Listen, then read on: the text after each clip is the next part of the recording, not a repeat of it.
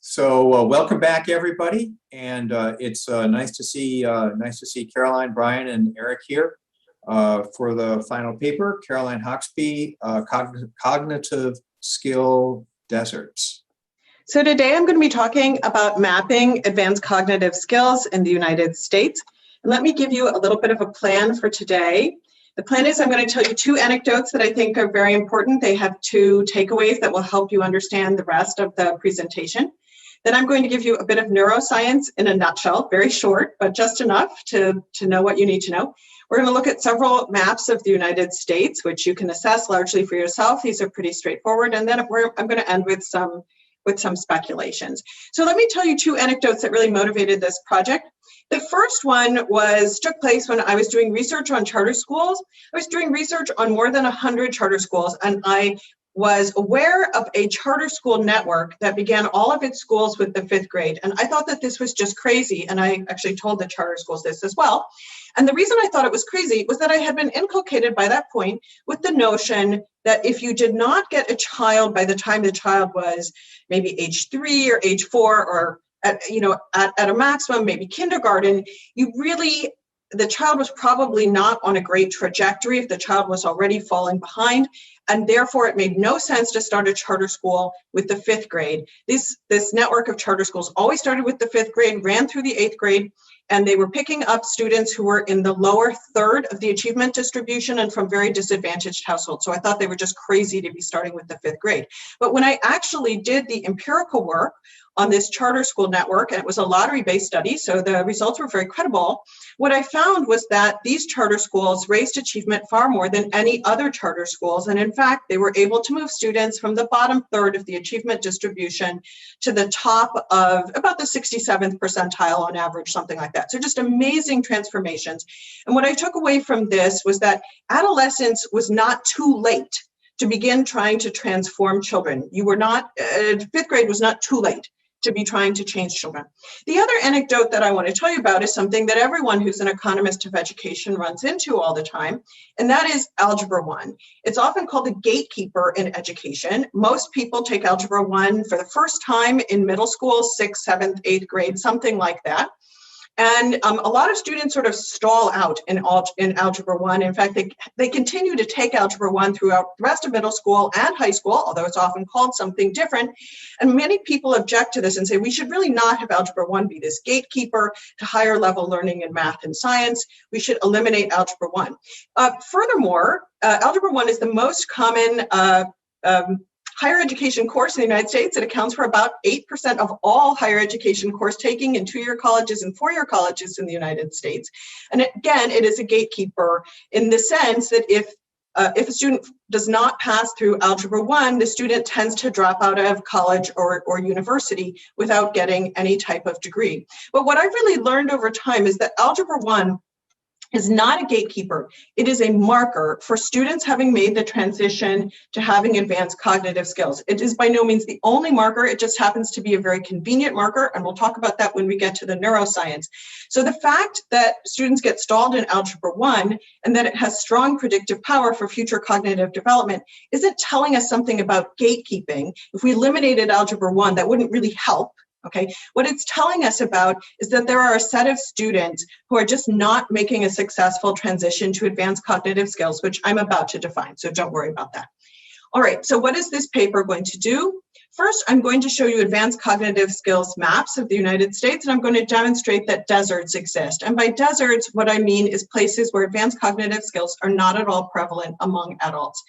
And I will note, and I think this is very important, this is not the same thing as saying that there are areas in which few people have high educational attainment or few people are employed in skilled occupations. So for instance, if we think that the problem is just low educational attainment, it might suggest that we have policies like more generous funding for public colleges and universities. We might want to have merit scholarships for in-state colleges that are designed to keep skilled people in state.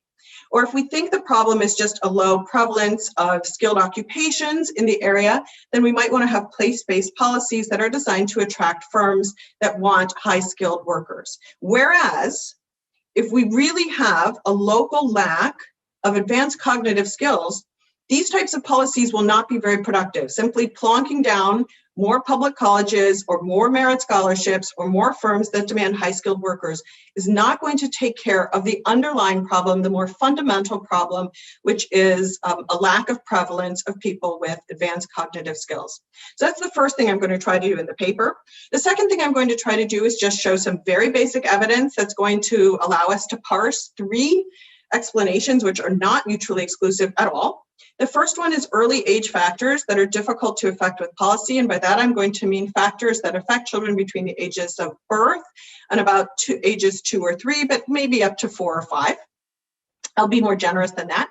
Adolescent age factors that are more likely to be influenced by policy, simply because we have adolescents in schools 5 days a week, 6 to 8 hours a day. So we have much more opportunity to influence them. And then finally, migration from some areas to other areas, so that the fact that there's variation in advanced cognitive skills prevalence in the United States is really a consequence of migration and not a consequence of something that's more fundamental to different areas. And then I'll discuss implications of these mapping exercises. So first, let's talk about what advanced cognitive skills are. It is higher order cognition that cannot take place in your brain until your frontal lobe has been developed. So it's actually a fairly tightly defined set of things. So it's higher reasoning, logic, abstraction, critical thinking, and synthesis. It also includes planning and self-regulation. This is what happens in the front lobe of your brain. A perfect example is algebra, because it requires translations of problems into equations, solving of abstract problems and proofs. And this is as opposed to even quite difficult rational numbers reasoning, such as long division, which does not require this sort of abstraction, solution, higher order reasoning. I've also given you an example from history coursework. Now, neuroscience indicates that advanced cognitive skills develop in adolescence and not before. And I've given you just a little tiny taste of the neuroscience here. Basically, at the very beginning of adolescence, you have all the possible neural networks in your brain. Then those are pruned by synaptic pruning, which starts at about age 10.5 for females, 11.5 for males. After that, a process called myelination speeds up and reinforces the neural circuits that remain. This means that your frontal lobe is unusually plastic for a few years starting in early adolescence, and it allows you to really learn a lot of things and get to the advanced cognitive skill stage, but it also allows you to not make that transition. Okay, there is an analogous crucial period for the back and central parts of your brain. Those are -3 months, 3 months before birth to about 2 years. And this crucial period is important for motor skills, language skills, visual skills, learning skills, social skills. So it's not that that period isn't important, but it's not you cannot learn algebra, no matter what little Einstein you are. You cannot learn algebra until your frontal lobe develops. So it's a pretty well-defined set of skills. I have one quotation here from Lawrence Steinberg, but I'm going to skip on to this next one from his book called The Age of Opportunity. The abilities that develop in adolescence are not as necessary for life as those that develop early in life. You can live without being able to reason logically, etc. And unlike elementary skills, whose development is tightly regulated by pre-programmed biology, evolution left more room for variation in the development of complex abilities. Let you read the rest of that paragraph. In the past, not all environments demanded advanced cognitive abilities. In today's world, though, where formal education is increasingly important for success, people who are bad at reasoning, etc., find that the fact that the development of these abilities is highly sensitive to environmental influence is a mixed blessing. For people in favorable circumstances during early adolescence, the plasticity of these brain systems is wonderful. For those who aren't, the same plasticity can be disastrous. So it's an age of opportunity, but also at risk. I'm just going to show you a little bit of evidence that advanced cognitive skills trajectories harden by age 15. So they start hardening by about age 15. On the rows here, I have 10 deciles of math achievement in 10th grade, about age 15.5 for males. And in the columns, I have 10 deciles of math achievement in grade 12.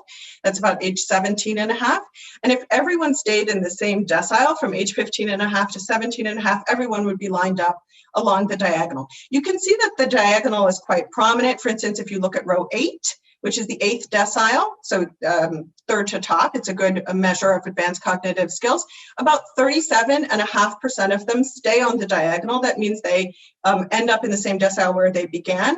And most of the people are staying in deciles 7 through 9, showing that there's a fair amount of hardening of the trajectories.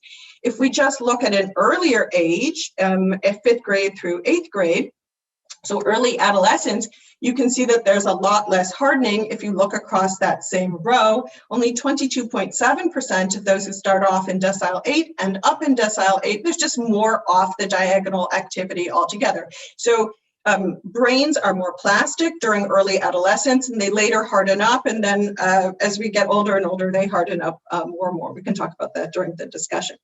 So now let's look at some maps of the United States and see whether advanced cognitive skill deserts exist. So this is a typical map of the United States. It's a chloropleth map, so the darker the county in the United States, the more prevalent are advanced cognitive skills. We're looking here at a test called the BPEA, which tests adults in the United States between the ages of 16 and 65 on literacy, numeracy, and some problem-solving types of skills. I'm looking at the numeracy scale here for reasons that don't just have to do with math and algebra 1, although being able to score in the advanced category here basically means you can do very easy algebra 1 problems. I think Brian Jacob might show you a very easy algebra 1 problem that's on this test. That's kind of what gets you into this advanced cognitive. So it's not terribly high up. About 37% of the American public gets into this category. And I will note for you that you ought to neglect paying attention to those big counties in the United States that have a lot of land mass but hardly any people. They occur in Nevada, Southeast California, and so forth. You know where they are. Okay, so let's look at some areas that you would expect to see. These are areas where you see a lot of advanced cognitive skills. They're very prevalent. So you can see Boston, New York, the Washington, D.C. area, Chicago, Salt Lake City, Seattle, Portland, San Francisco, Los Angeles, San Diego, and Sacramento in California. You'll also notice this area in the middle of the United States. This is usually called the Lutheran Belt. It's where Lutherans settled a lot, and it's no surprise to economists of education that you see a lot of advanced cognitive skills there, although this is not a place where there are high-tech capitals of the United States or anything like that. Okay, now let's look at some of the areas that inspired the title for this paper. So these are areas in which we see an unusual lack of prevalence of advanced cognitive skills in the United States. And the first area that I'm picking out for you is Appalachia. This follows the Appalachian Mountains from northern Alabama up through Pennsylvania and actually into southern New York. And with the exception of college towns, which are picked out in the paper, but I'm not going to show you that map here, with the exception of college towns that are in that sort of skill desert, it is an area that is very, very low in advanced cognitive skills. Many of these counties have 5% of the people, 6% of the people scoring in that top 37% in terms of numeracy skills. I'll also pick out the Ozarks for you. That's another mountainous area. It's in southern Missouri, eastern Oklahoma, and northwestern Arkansas. But like Appalachia, it's almost all white. So these are areas that are not very mixed in race. And then I'll finally pick out a sort of area for you that I call it the Inland South. It sort of snakes through from East Texas all the way up to southern North Carolina. Now, this is a very mixed race area, so it's different than the other areas. Remember, these are for adults. Now we're going to work backwards to try and figure out when does this map of the United States in terms of advanced cognitive skills appear, and I'm going to work backwards through grades 12, 8, and 3 in that order in order to figure out these early age factors, adolescent factors, and migration factors. And I'm going to try to go fast because I can see I'm running out of time. This is 12th graders scoring above the 90th percentile. And you can see that the map already looks a lot like that of adults. In fact, we can pick out Appalachia, the Ozarks, and this inland southern United States area pretty clearly. They're not very different than that for adults, suggesting that migration doesn't play a very big role. If we look at it for 8th graders, the patterns are already pretty evident by 8th grade. If we go back to 3rd grade, though, the patterns have started to look quite different. Let me pick out a few big differences for you. Appalachia doesn't look nearly as much like a skills desert. North Florida and also Indiana now look like they have a lot of advanced cognitive skills. They don't look like that for adults. And the Southwest and California look very different than they're going to look for adults. So that's something where immigrants might be an issue. I do a longitudinal exercise in the paper. I don't think I really have time to go over it here, but let me tell you what it demonstrates. It demonstrates that the correlation between a child's being in the top 30% and the local prevalence of adults with advanced cognitive skills is only moderate. It's about 50% correlation. So if you're born in an area that is a cognitive skills desert as a child, you're not necessarily going to turn into someone who has a lack of advanced cognitive skills. But this correlation does rise very substantially in adolescence from about age 10 and a half to about age 15 and a half. Migration is not an important factor before the 12th grade. After that, migration does become a major factor that explains the rise in the correlation, mainly with people with advanced cognitive skills going on to college. So they're moving to areas where there are a lot of other people with advanced cognitive skills, and also apparently moving for job-related reasons, although it's hard to show that that's why they're moving. Okay, so finishing up, what are some of the implications likely to affect children directly? Well, what we found is that advanced cognitive skill deserts are associated with factors that disproportionately affect adolescents and are associated with a local absence of adults who have advanced cognitive skills. So an obvious one might be something like a scarcity of local teachers who have the skills to teach advanced courses, or it could just be a relative neglect of the middle school grades. I have another paper on that we could discuss, but it doesn't necessarily have to be something about education. It could be something where schooling is just collateral damage. It could be, for instance, a culture that expects people to start being parents in their teen years so that teens sort of give up on spending a lot of their time focusing on school and instead start focusing on teen parenthood or something like that. The key thing is that a child who begins life in an advanced skills desert nevertheless has a reasonable probability of attaining advanced cognitive skills. So we need greater analysis of this crucial period of adolescence, brain development, because it does indeed appear to be an age of opportunity. And let's try to make it that instead of an age of risk. And then finally, just for some speculative evidence, when I was writing this paper, I started to think that maybe children who were born in advanced cognitive skills deserts might reasonably develop economic fatalism, resentment of perceived intellectual elites, or a lack of social trust. And a paper by Eric Hurst and some co-authors demonstrates that when an area experiences a decline in manufacturing, industries that don't need advanced cognitive skills very much, there are persistent negative effects on employment and wages. So if I were a student and I reached age 18 and I didn't have any advanced cognitive skills, I might realistically foresee a long future ahead with little hope of achieving economic security. That might lead me to something like opioid use or death of despair. We all associate Case and Deaton with those deaths of despair. And if you compare the maps in their work to the maps that you've just seen, you will notice striking similarities. There's also some work on that in Eric Hurst's paper. And finally, I will note that if people perceive technical change to be persistently skill biased for the foreseeable future, students who reach age 18 without advanced cognitive skills may foresee a future in which demand for their skills is just going to persistently fall, while the demand for skills of intellectual elites is persistently rising. In global trade or immigration, they may think that that exacerbates these forces. This might lead them to resent or distrust elites or support politicians who oppose trade and immigration. So I'm going to leave you with two suggestive maps that are just to stimulate research and thought.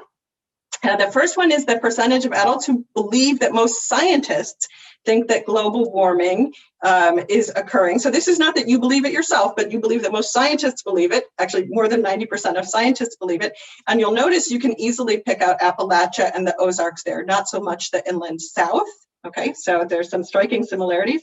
And then finally, I'll leave you with one final map. This is the share of votes for Donald J. Trump in 2016. So put your reverse colors map on in your head, and you'll notice that you can pick out some of the same areas of the United States, the Ozarks and Appalachia in particular, and also an area sort of going north to south in the United States that was a bit of an advanced cognitive skills desert in the earlier work. So I'm going to leave you with this map, and this you can speculate for yourselves about what this means.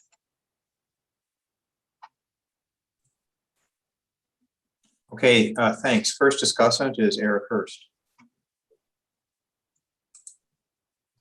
I think I need Caroline to yeah, there we go. Now I can share my screen.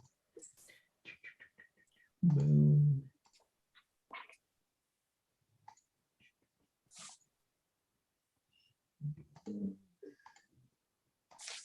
Okay, so so the paper, it's an empirical paper with some kind of thoughts about what's explaining the patterns, and so there are advanced cognitive skill deserts within the United States, so spatially places where people do very poor on some tests that were designed to measure some sorts of math or reading cognition.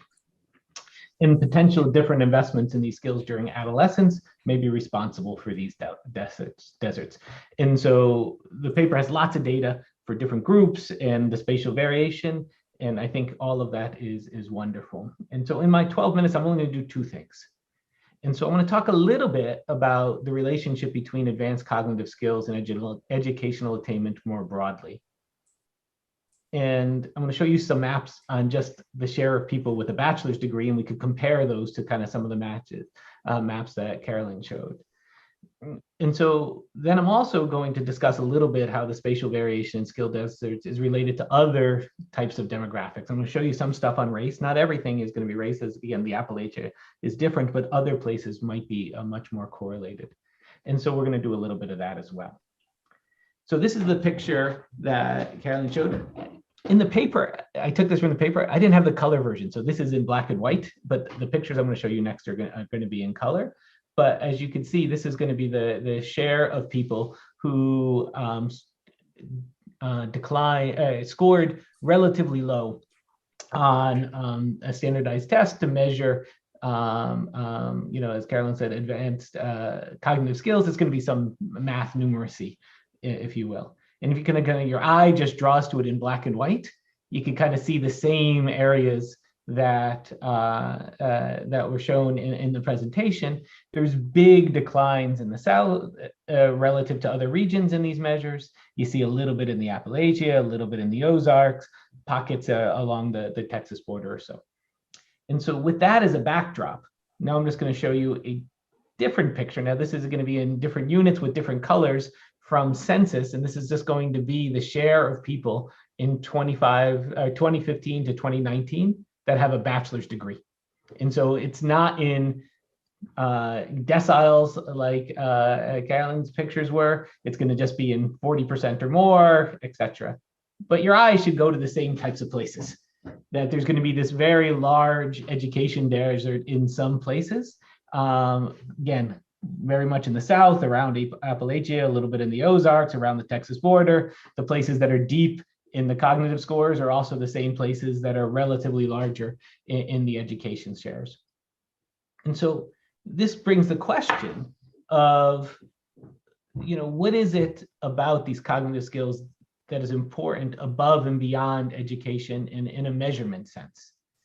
And if they're highly correlated, maybe that is good news because we have lots of data on education shares spatially and how they change over time. And that could give us a deeper, miasure that's more easy to use in some senses. But as Carolyn pointed out, education is not a perfect measure of skill. It might not respond also to the same policy levers. But again, test scores might not be either as well. So one thing I'm going to try to ask us is there measures of test score predictive measures of test scores predictive of skill deserts above and beyond education? And so that's one question. In order to do that, I'm going to exploit some data from the NLSY. And so this is going to be some work I've been thinking about independently about the roles of skills when you're young and how that affects sorting when you're old along a large amount of metrics into schooling, into different migrating to different regions, into different types of occupations. And I have some papers on that. So what I'm going to do is just think about now from the NLSY, I'm going to use one measure of what I'm going to call advanced cognitive scores, which is going to be an AFQT test that young adolescents were asked in the NLSY 79 and 97.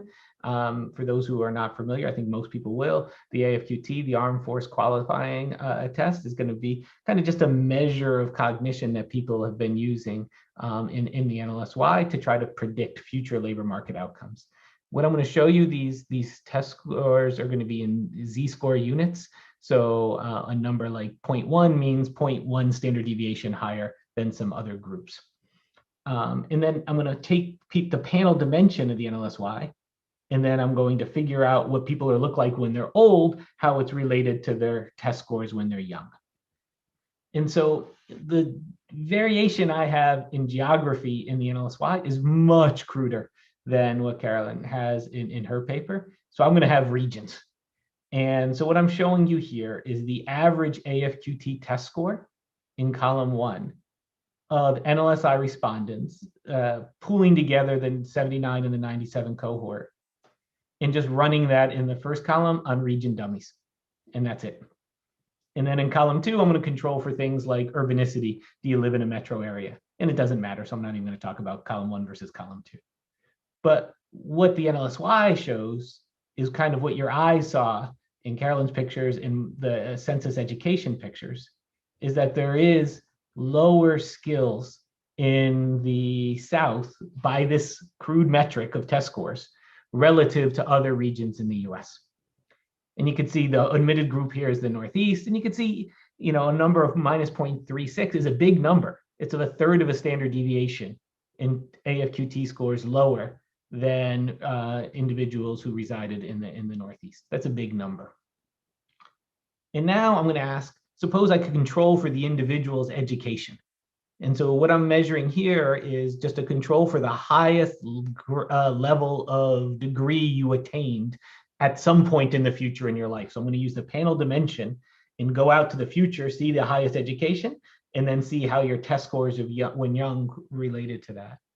And education explains some, maybe about a third of the coefficient, but there's a lot of variation in test scores above and beyond subsequent education that people are going to accumulate.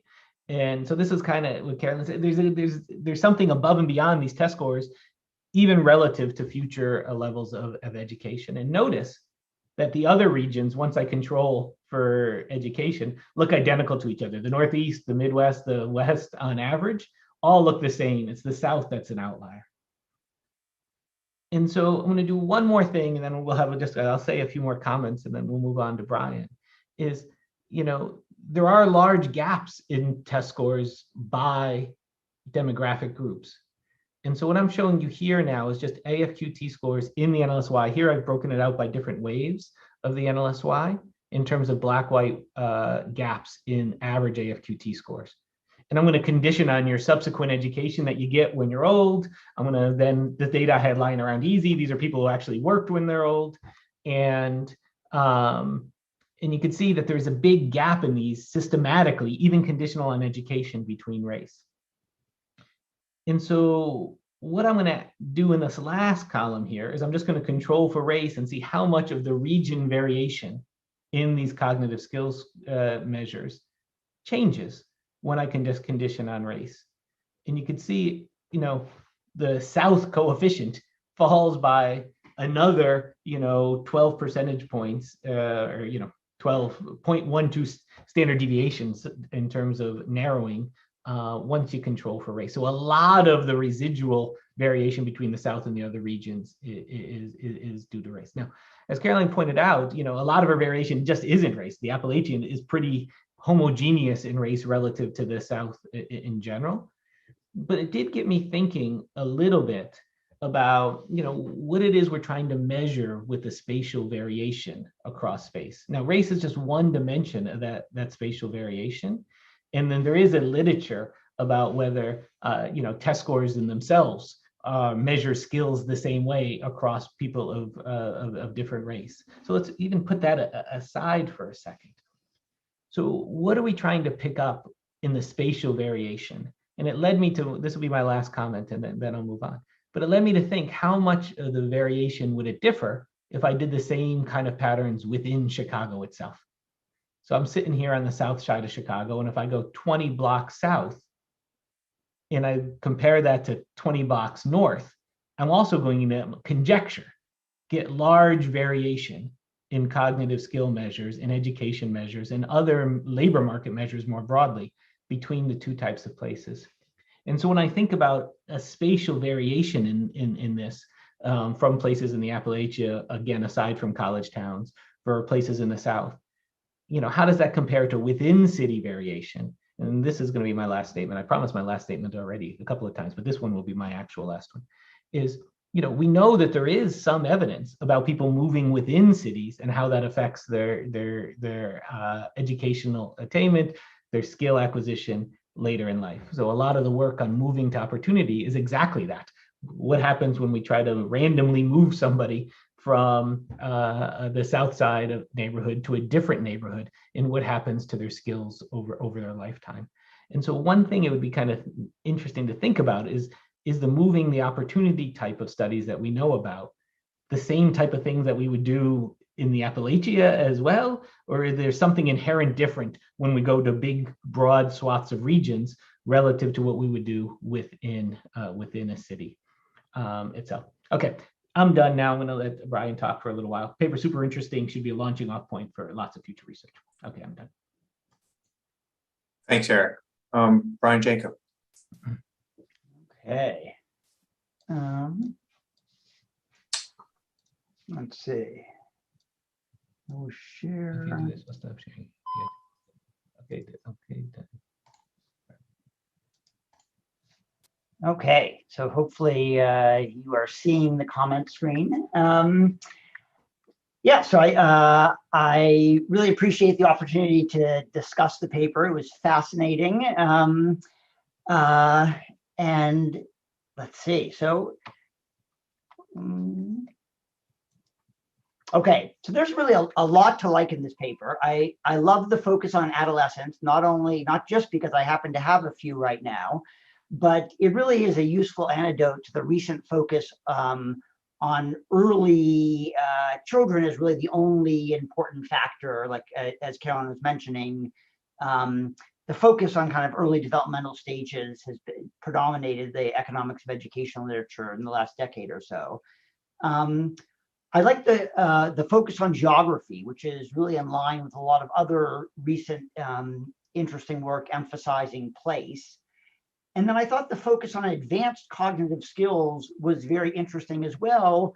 I'm going to have like a few questions, quibbles about that, but I mean, my main takeaway is I think the basic points are really interesting and spot on, and highlight something really important for policymakers and researchers to think about.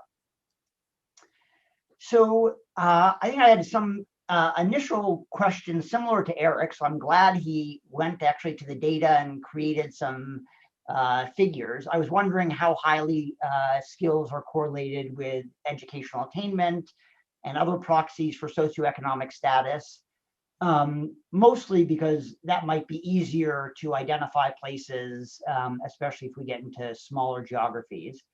I was wondering whether the distinction of advanced was important empirically. I think Caroline talks a little bit about this in her definition of what advanced cognitive abilities are. I mean, in terms from a data perspective, at the aggregate level, the average test scores in an area are very, very highly correlated with the proportion in kind of any advanced category. So I know if we kind of made similar figures with just average test scores, we'd probably see a similar thing. Finally, one thing I want to highlight, and I would love to have a discussion and hear Caroline's thoughts on, is how much of a distinction is there between advanced skills, and how does that map into the notion of general versus specific skills? Because when I think of some of the debates within K-12 literature, and especially involving adolescents, there's a lot of discussion these days around career technical education and the various trade-offs of specific versus general skills. So I think that's an interesting point for us to discuss. I wanted to give people just a little sense of what might be underlying some of these PEOC data. I mean, because I've been fascinated with this data set for years. This is a low difficulty numeracy item, basically asking folks to look at this thermometer, and if you decrease the temperature by 30 degrees Celsius, what temperature would it be? This is, I think, a level 3 item that may be included in Caroline's measure of advanced skills. This item doesn't look particularly advanced, although that could be, the problem of introspection and kind of thinking of only the Ann Arbor community here. This one, though, is, I think, a level 4, clearly in like Caroline's advanced categories, And you can tell that it does take some abstract thinking, metacognition, and so forth. So this is kind of converting different units and doing a few different calculations within one problem. So I think this is a good example of what Caroline was thinking with advanced cognitive skills. So the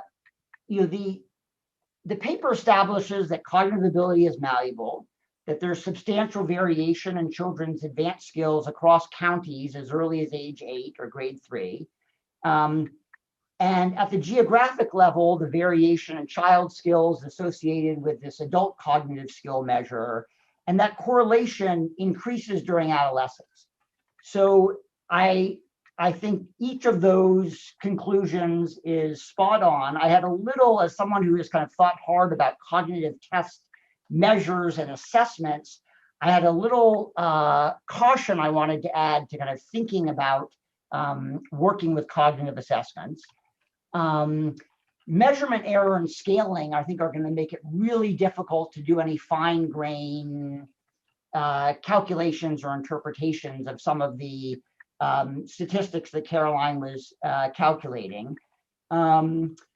Measurement error in early ages would lead to kind of us finding higher correlations with these adult measures at older ages, regardless.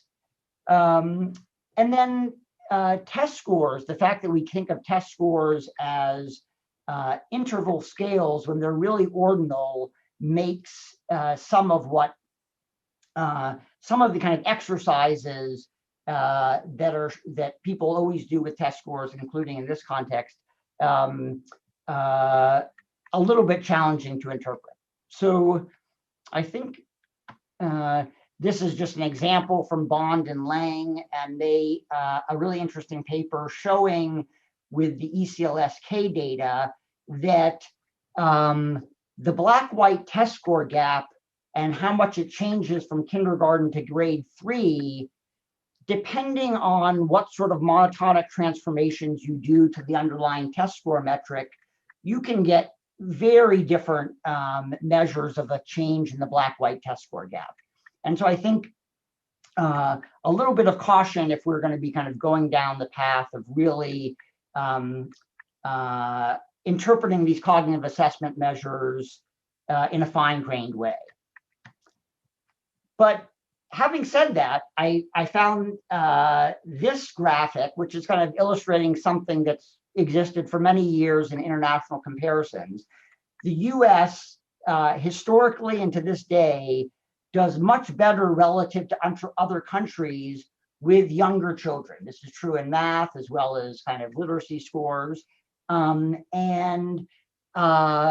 So there is something happening in adolescence, and something that is, I think, distinctly is special in the United States, that is causing cognitive ability of adolescents to kind of decline relative to children in other places. I think speaking again to the focus on adolescence. So what causes this correlation to increase in adolescence? Thinking about factors in the school system, teacher quality, accountability, funding. I think those are certainly places to look for. But I think there's lots of factors outside of the school system. I'm reminded of kind of one of my favorite books by James Coleman, The Adolescent Society, where he's kind of describing, after some ethnographic research, of the adolescent culture, a world of its own, that shows little interest in education and focuses the attention of teenagers on cars, dates, sports, popular music, and other matters just as unrelated to school. So I think, I guess it's an empirical question as to whether it would be easier to affect child development as an adolescent as it would be a younger person. But it's certainly true that we do have them for a longer period of day in school. And then I was thinking a little bit about what other work we could do, what other analysis could we do to kind of learn more about this critical period. I think looking at developmental trajectories separately by gender, socioeconomic status, race, and region would be really productive. There's some evidence that boys are more susceptible to environmental influences than girls. I think it would be fascinating to do a deeper dive into certain geographic areas. In the paper, Caroline didn't mention it in the talk, but there's a really interesting point made about the southern border and how that changes across the age span in her paper that I think is could be quite informative.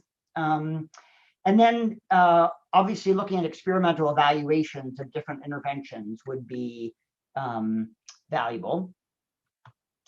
So I took some data on, this is kind of county level standardized achievement measures from, I think, a similar source that Caroline used, and wanted to just look at the relationship between some kind of well-known test score gaps and grade. So kind of this is regressing the male-female gap in math and English language arts on kind of the best measure I had at the county level, the fraction of adults with a BA degree. Grade, this is going from grade 3 to grade 8. So the negative number suggests that kind of as children get older, males do progressively worse relative to females. They're kind of falling further behind females as they age. But then here, grade times BA plus, the fact that this is positive and in one specification significant, may tell us a little bit about some of the dynamics and could help inform potential intervention. So boys' performance is declining relative to girls from grades 3 through 8, but the decline is largest in counties with lower educational attainment.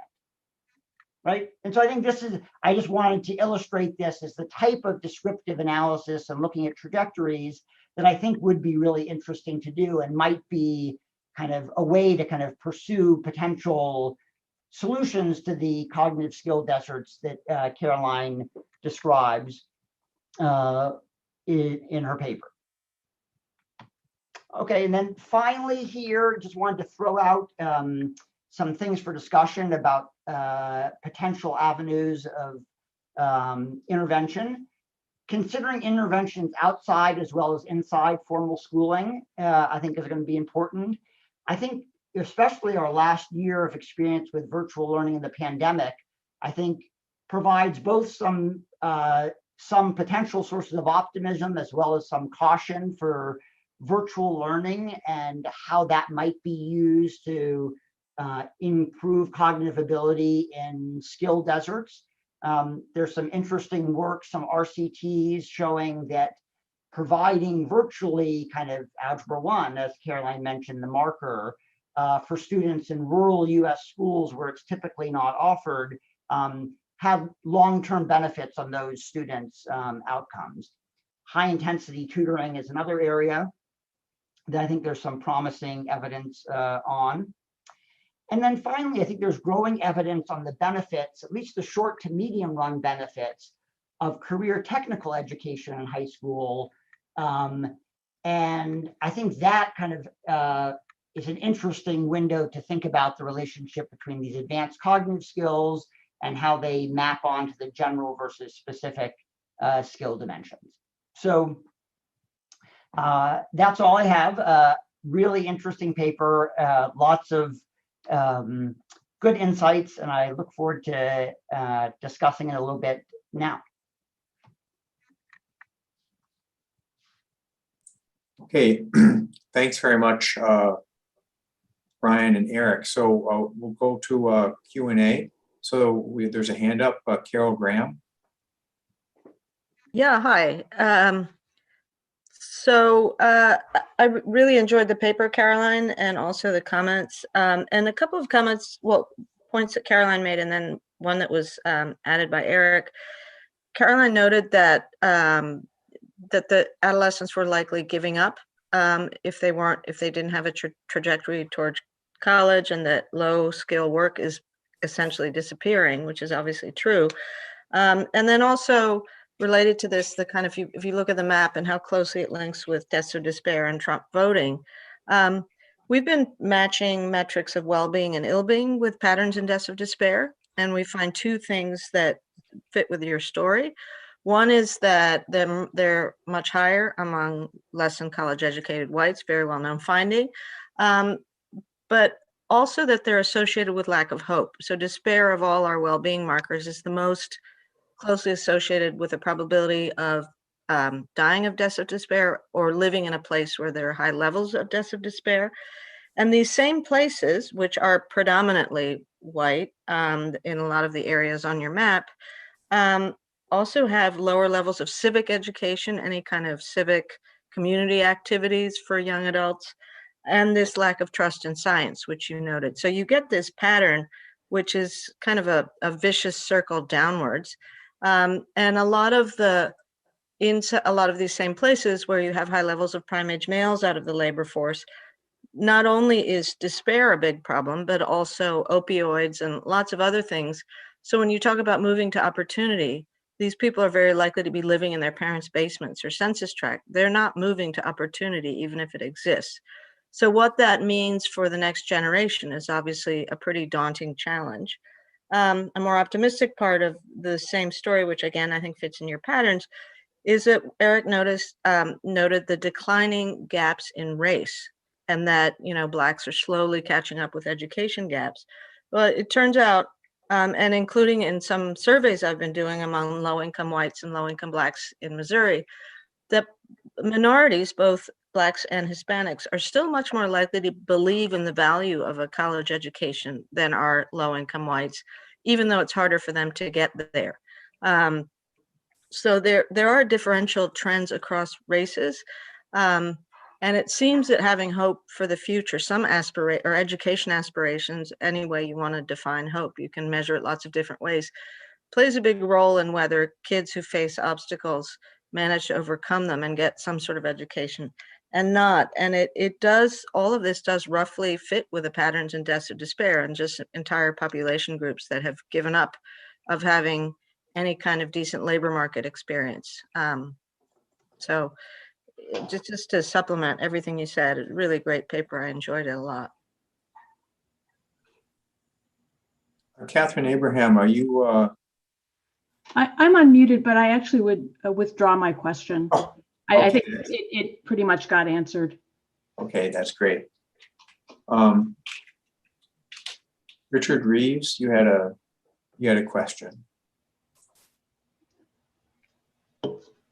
More of a suggestion, which is already in there, just as Caroline was talking about the cultural aspects. Just, we do know teen pregnancy rates by the areas. I'm thinking about the work that Melissa has done with Phil Levine and so on. So it was just a thought for a potential development of the paper. That was all. But great, fascinating stuff, Caroline. Yeah, if I could interject a question while we're waiting from the floor, I wonder if you could comment on gender here, because in the data that Eric was looking at about educational attainment, women tend to have high levels, say if you look at bachelor's degrees, but I wonder how this looks in Carolyn's measures, and if there are gender differences that are meaningful that you could comment on.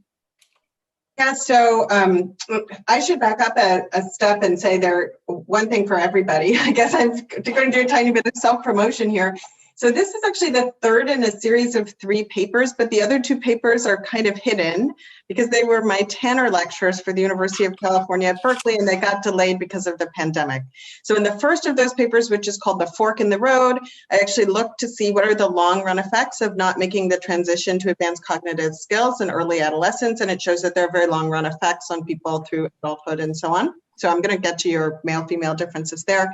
And then in the second paper, I basically do a bunch of natural experiments that show that a successful intervention, something that is a successful intervention, tends to be more productive if you do it during adolescence than if you do it before or after adolescence. So it's kind of showing that adolescence is this especially malleable period. So those are the 2 papers that go ahead. And it's a little confusing to look at this paper because it's like it kind of needs those 2 other papers, and I don't do those. In terms of boys versus or females versus males, their educational trajectories look quite different from one another. They don't look that different through about grade 3, but then they start exhibiting differences, and a lot of those differences are because brain development is actually occurring at different ages between boys and girls. So boys get about a full year behind girls.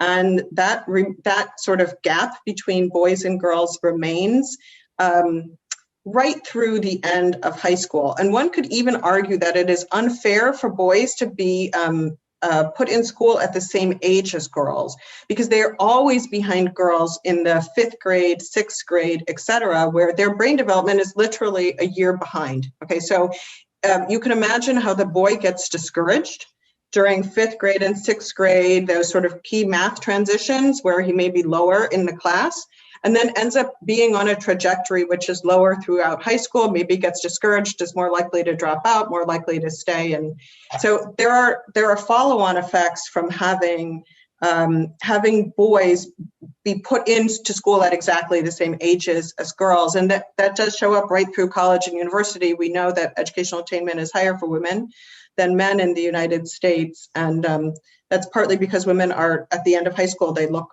significantly better prepared on average. I mean, there are exceptions in certain types of subjects and certain types of, achievement levels, but that's, in general, that's true. So I'll contribute a question here, which is, or a comment and a question. I guess my concern, or a concern, is that the combination of the low sort of lack of advanced cognitive skills, and then figures like your figure on how many do scientists think that global warming is actually happening, could be interpreted not as correlates, but in some causal framework. And I think it's important to stress that we don't really have that here, that these are super complicated issues, that there's a lot of things that are going on both simultaneously. This could be outcomes of the previous, we haven't commented on parental education or parental background, or disadvantages that parents might have faced that was then translated into disadvantages that the youth might be facing as they're growing up, and other environmental considerations. And I think we just want to be careful in making sure that there aren't inappropriate conclusions pulled from this. So I guess then the question part of that is, how do we turn this into something where we could make those sorts of causal inferences? Right. So I think, I'm very glad you made that point, Jim. I'm very careful in the paper to say all the time, these are associations, this is not causation. And the causal mechanisms could be many, and they're also not mutually exclusive. So for instance, Richard Reeves brought up this idea about teen pregnancy, right? That's a totally different causal mechanism. As I say, education and cognitive skills could be sort of collateral damage, but that's not really the mechanism we're talking about. Or Brian Jacob brought up the idea that adolescents may start paying attention to other things in life. They may be paying attention to sports, or they may be paying attention to cars or whatever else. And that also is, cognitive skills could just be collateral damage from that. Like being interested in cars doesn't have any probably causal relationship on that. So what's very important is the two facts that I really wanted to leave you with, and they're both about associations. That one is that there's a lot of action that's still happening in early adolescence. Not everything is not determined by grade 3. Okay, so I think that's an important takeaway, because I think people are too fatalistic now. They sort of look at a third grader and they say, gee, you're already in the bottom third of achievement, it's pretty much over. Okay, that is, I think, not a good conclusion to draw, because we can see that there's clearly still a lot of action, and that in fact, adolescents seem to be more influenced by their environment perhaps than we would think they are. They're clearly very influenced by their environment, but we don't know how. I mean, we really, and it could be some mechanism that isn't really environmental, but I don't want to get into that. But I'm just saying they're clearly still changing in early adolescence. And then the other is that there's something about it that is associated with adults' advanced cognitive skills, but it does not have to be that the mechanism runs from adults' advanced cognitive skills to children's. And it does not have to be the case that it's adults' advanced cognitive skills that cause something about disbelief in scientists. It's just that there are a whole bunch of associations which go together here. And if we want to try to understand what's happening, we want to try to look at all those associations and try to triangulate. But that's why I said in my second Tanner lecture paper, which, as I said, is kind of buried, I do these natural experiments where I'm actually looking to say, okay, here's an intervention. Let's try to get a causal effect of this intervention, and let's look at it if I give it to a third grader, to a fifth grader, to a sixth grader, to an eighth grader, to an 11th grader, something like that. Same type of intervention, but different potential causal effects, because we should be interested in whether there are causal effects and not just associations. Because if it's just associations, then we might never be able to make very much progress on these things. But I'm actually very optimistic. I mean, I think it's funny because I think economists of education tend to be rather pessimistic based on early childhood education, because it does have a tendency to sort of feel like children get frozen very early on, and then you're sort of stuck. Like you might say, I can already see that this second grader is not going to probably go to college, so I ought to be immediately aiming this person for like a voc tech program instead of aiming the child for college education. And that's whereas if you think, no, actually a lot of the skills that you need for college, nobody's learning them until they're 10 and a half or 11, then that gives you a different age of opportunities for improving a person's skills. Great. Eric, Jake, Brian, Eric? Yeah, can I just so how do you think about within city skill deserts versus cross city? I mean, is it the same mechanism in your mind if we looked within a city as you would see across cities, or do you think there's something potentially different about that? I'm not sure. I think that it's very different if we're talking about big cities like Chicago, Yeah, where there could really be big differences among areas, schools, neighborhoods, things like that. Because most of the mechanisms that we're talking about could vary across metropolitan areas in that way. I would think small cities, it seems a little less plausible that you could kind of have that sort of variation in culture. And I think it's important also that you have some potential variation in schools. But let me just mention a simple fact. This comes out of one of my other two papers, the tenor lectures papers. Middle school students are very much the neglected bunch of students in the United States. Nobody likes to work with middle school students. If you've ever met an adolescent, you don't want to be their teacher, okay? So if you want to see where are the vacancies in any public school system, they are in the least attractive schools, in the least attractive neighborhoods, in the middle school grades.